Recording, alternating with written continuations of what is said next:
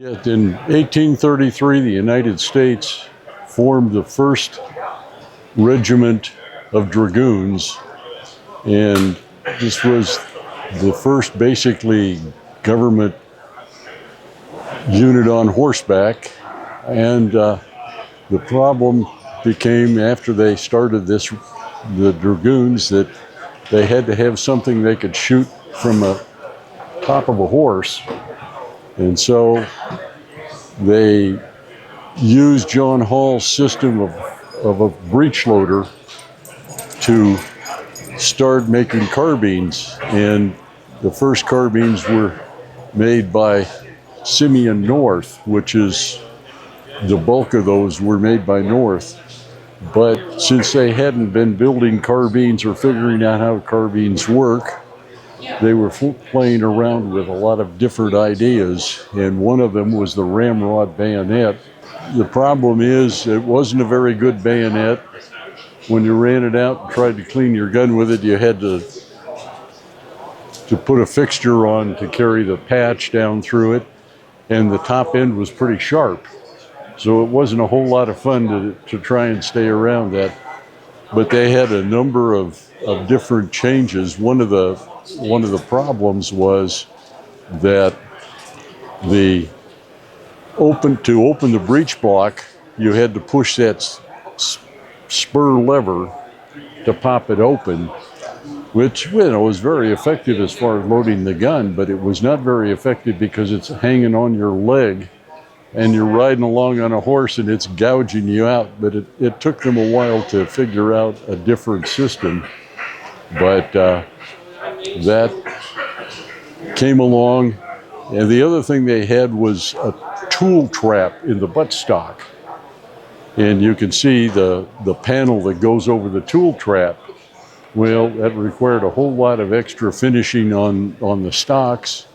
And it also was a real pain in the neck to get in and out of. And so eventually they decided to get rid of that too. And they decided to get rid of the ramrod bayonet. They found the elbow lever and then the fishtail lever, which made it easier to open and close the breech and it didn't poke your leg while it was tied up. So then they basically shortened the barrels so that it was a lot easier for a guy to hang on to when he was galloping around on a horse. And then the final improvement that was made, the carbine with the brass fixtures, instead of putting the sling ring down below, or like they did there when they did at Harper's Ferry, they put a ring in the wrist, which weakened the stock. But finally, in 1842, they came up with the sidebar that fits on the side, and the sling ring can go up and down on it, and that became the ultimate 1842 model. And they used that for another 40 years, that 42 carbine. Over here, this is a first pattern carbine sling. Now, it was a little skinny, and I bet it rubbed the heck out of your shoulder. This is the first saber belt that they issued. It was not very good, really clumsy and fairly weakly built, but they improved the long line. This was the first saber that's a model 1833 dragoon saber, and very good saber, very effective. And then this is just a cartridge box that fit on the belt, and they carried the cartridge box with them, and then of course they carry extra ammo in their duffel bags or whatever. And then this is an interesting carbine, because this carbine is number 3, but the Waterfleet Arsenal decided that they wanted to try and see that they could convert these to the shorter barrel and a better. And they put the sidebar on this. They took out the ramrod bayonet. But you notice they left the spur that opens the breech block. They left the trap door for the tools.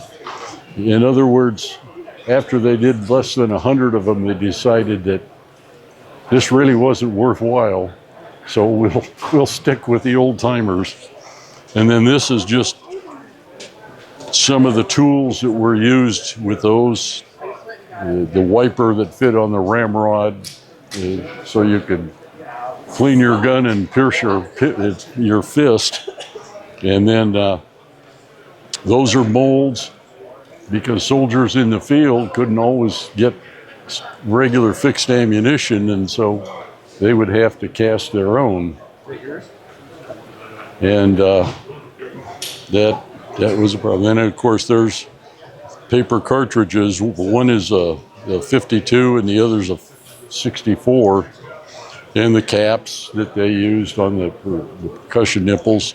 And the carbines basically used pistol-sized nipples, so they just used the small caps.